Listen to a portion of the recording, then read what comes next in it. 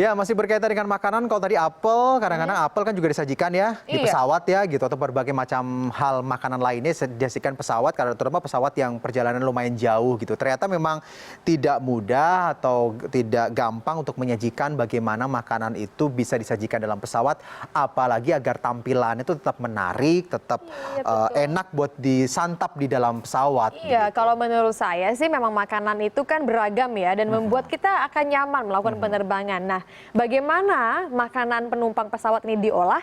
Ada koresponden CNN Indonesia Victor Pangaribuan yang sempat mengunjungi dapur pengolahan makanan kemasan untuk penerbangan. Tahukah Anda bahwa setiap hidangan yang dinikmati oleh penumpang pesawat diolah sedemikian rupa melalui proses yang sangat panjang? Catering dalam penerbangan dilakukan dalam sejumlah tahapan, mulai dari proses memasak, pendinginan, pengontrolan kualitas dan suhu makanan, penghangatan, hingga disajikan. Sejak tahun 1974, seluruh unit Aerofood ACS di Indonesia melayani 37 maskapai domestik dan asing dengan menyediakan maksimal 80.000 porsi per hari. Dapur ini terus sibuk bekerja tanpa libur 24 jam selama 7 hari seminggu sepanjang tahun. Catering sudah harus tersedia mulai penerbangan pertama dan beroperasi hingga penerbangan terakhir di bandara. Catering ini menyediakan menu makanan bagi penumpang pesawat ekonomi, bisnis, dan kelas 1. Pak, apakah ada perbedaan perlakuan dalam setiap proses pembuatan menu makanan di masing-masing kelas? Kami tidak membedakan perlakuan mulai dari pemilihan bahan baku, proses pemasakan, proses penyimpanan. Di dapur yang sama, di dapur yang sama, di tempat yang sama. Yang membedakan adalah satu, waktu penerbangan, kedua, lamanya penerbangan. Kalau lihat di sini, ini ada appetizer, makan pembuka untuk ekonomi kelas.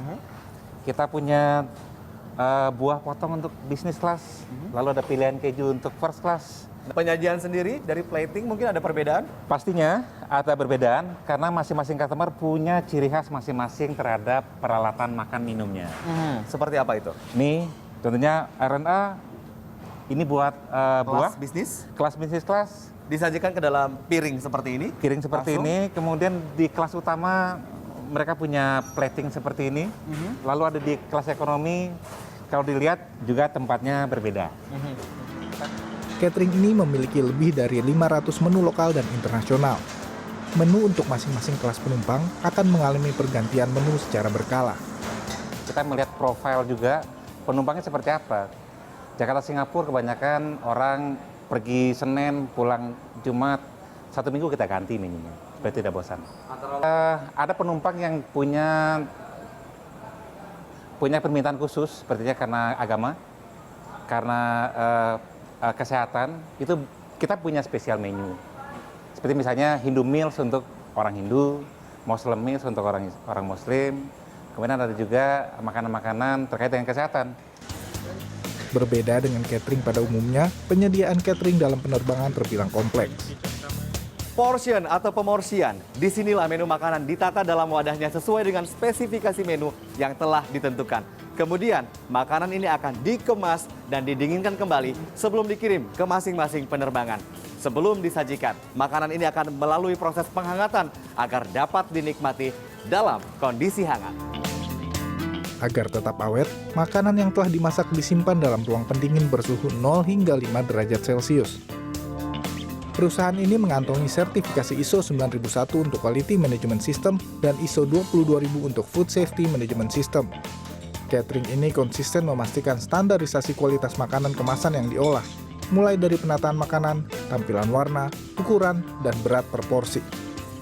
Setiap sajian kuliner dalam penerbangan sangat mengutamakan higienitas, sehingga penumpang tak perlu khawatir mengalami gangguan pencernaan usai bersantap dalam pesawat. Victor Pangaribuan, Tangerang. Ternyata lebih lama mempersiapkannya ketimbang lama makannya. Iya, biasanya penerbangan kalau untuk Indonesia ya 1-2 jam kan itu baru diberikan makanan yang berat seperti itu ya. Tapi kalau penerbangan lebih jauh lagi bahkan ada berkali-kali menu-menu. makannya. Iya, kalau low cost carrier atau penerbangan murah justru nggak ada ya kalau di Indonesia. Harus kan beli biasanya. Harus beli, meskipun memang disediakan juga sih. Tapi ya ada yang enak, ada juga yang rasanya hambar. Tapi kalau untuk yang tadi pasti sudah jelas enak. ISO-nya sudah dapat kan? Dan juga higienis gitu. Betul.